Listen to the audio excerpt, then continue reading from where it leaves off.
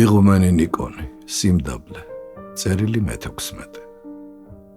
მიმძიმს იმის გაფიქრება, რომ ნაწყენი ხართ ჩემზე, თუმცა კი გაქვთ ამის მიზეზი. რითია გამოწვეული თქვენი ეს წინადადება? არათუ არაფერი მწყინს, ძალიანად თანა გიგრძნობთ მებრალებით და მთელი გულით გისურვებთ მტკიცეთ და ადგეთ სწორ გზას. წინიაროთ, ისე რომ არ გადაუხვიოთ მას და მიაღწიოთ მიზანს, ღვთის სასუფეველს. მაგრამ უნდა იცოდეთ, რომ ეს გზა, ანუ კიბე, რომელზეც ასე დაწვრილებით ლაპარაკობს წმინდა იოანე კიბისამღწერელი, ჩვენს გულშია. მოკლედ რომ თქვათ, ჭეშმარიტ სულიერ გზას ღმერთამდე სიმდაბლით მივყავართ. ისავე ჩემგან რამე თუ მშვიდ ვარ და მდაბალ გულითა და ჰპოვოთ განსვენება ისულთა თქვენთაი.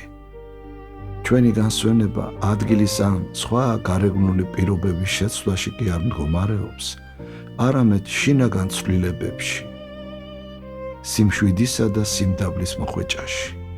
ამ თვისებების შეძენას კი განმარტოებაში, ან და იქ, სადაც უყვარვართა პატივს გვცემენ, ვერ შევძლებთ. უფალმა იცის, რა მოგვივლინოს ცხონების საქმეში შეწევნისათვის. მივიღოთ ღვთის ხელიდან ყველაფერი, რასაც ის მოგვივლენს და ისიც მოვითმინოთ, რაც ახლა გვეძლევა, სანამ უფალი რაიმე შეცვლას ინებებდეს. არც ერთი დედა არ ზრუნავს ისე თავის შვილებზე, როგორც უფალი ჩვენზე. უფალი შეგეწიოთ, რომ როგორც თავად წერთ და მე ვფიქრობ, სწორედაც ხვდებით ყურადღება ნამდვილი ბოროტებისაკენ მიმართოთ. აღმოფხრათ იგი თქვენი გულიდან და მის ნაცვლად სიკეთე დათესოთ. ვინაიდან მებრალებით და გულწრფელად მსურს თქვენთვის ყოველგვარი სიკეთე და ცხონება, კიდევ გეტყვით.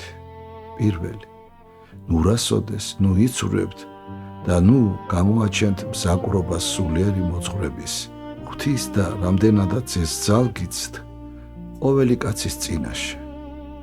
უფალს ზურს მზაკვრობა, მზაკვარი ეშმაკია და ტყუილი იგი ეშმაკისგანაა.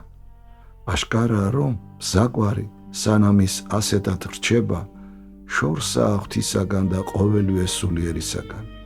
უფრო სწორად იგი ყოველივე ამის წინააღმდეგი იქნება. მეორე, ყოველ ღვაწლს, ყოველ სიკეთეს სიმდაბლემდე უნდა მივყავდეთ. ხოლო თუ არ მივყავართ, მაშინ ისინი რაღაცით იწამლებიან. შემოსრული და დამდაბლებული გულის გარეშე არც ერთი, თუნდაც ყველაზე მძიმე და მაღალი ღვაწლი არ არის სათნო ღვთისათვის. გაითავისეთ ეს მთელი გულით, გონებით და ნებით.